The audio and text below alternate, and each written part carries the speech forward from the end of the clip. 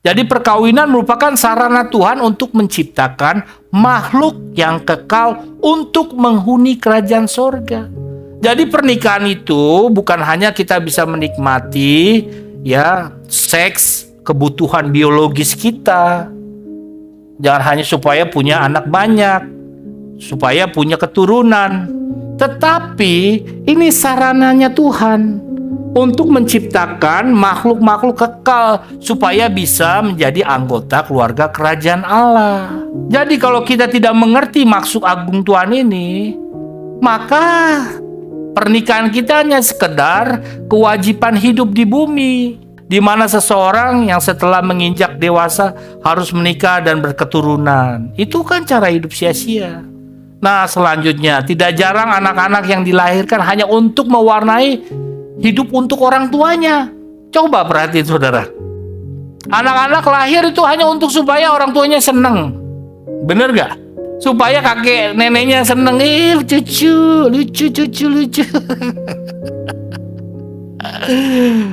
Tapi gak jadi anggota keluarga kerajaan Allah. Ngapain begitu? Itu cara hidup yang sia-sia. Gak akan diterima dalam kemah abadi, saudaraku.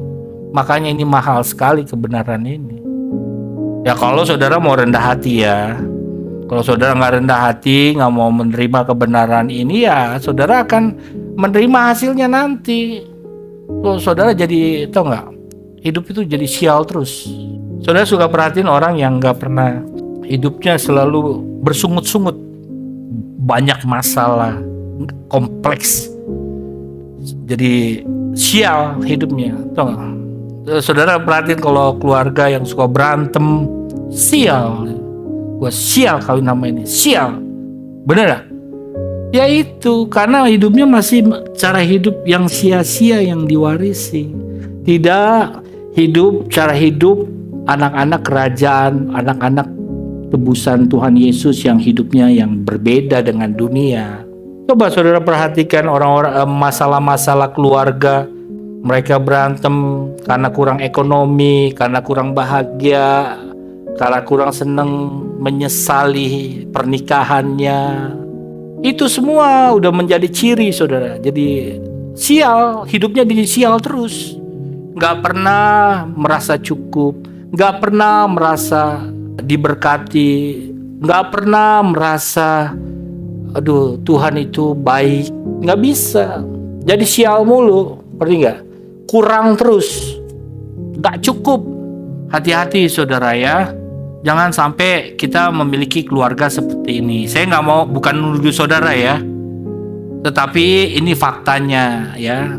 Padahal Tuhan sudah memberkati hidupnya, Tuhan sudah membimbing, Tuhan sudah memberikan ya penebusan ya.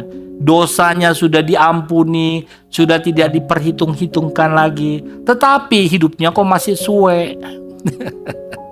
Ngerti gak? Nah, sebab pasangan yang tidak mengerti kebenaran Tuhan menjadikan anak-anak itu sebagai alat. Nah, ini juga ya kan. Ini sebuah eksploitasi anak-anak ya. Hanya menjadi objek guna menyemarakan hidup orang tua. Jadi fokusnya supaya orang tua seneng lah.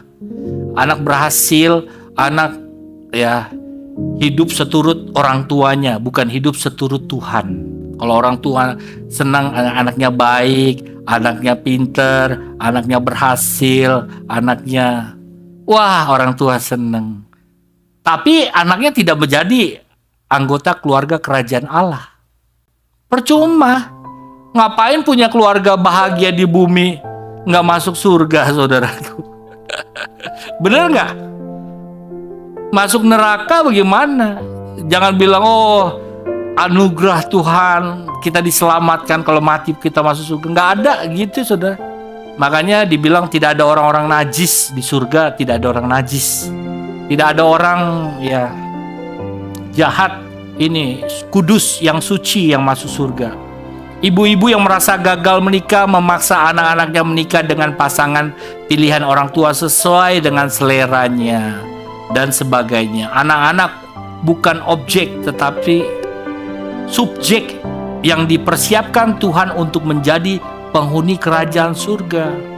Seharusnya anak-anak ini jadi subjek, bukan objek, jadi alat gitu. Kita mempergunakan alat, anak kita, supaya untuk menyenangkan hati kita orang tua, tetapi tidak menjadi subjek, tujuan ya, untuk supaya anak-anak kita masuk langit baru bumi baru. Ya bagaimana saudara bisa mengerti kebenaran ini kalau saudara nggak ngerti kebenaran? Yuk saudara, makanya berubah tadi dari awal, harus berubah cara berpikir, bertindak ya, jangan main-main dengan Tuhan.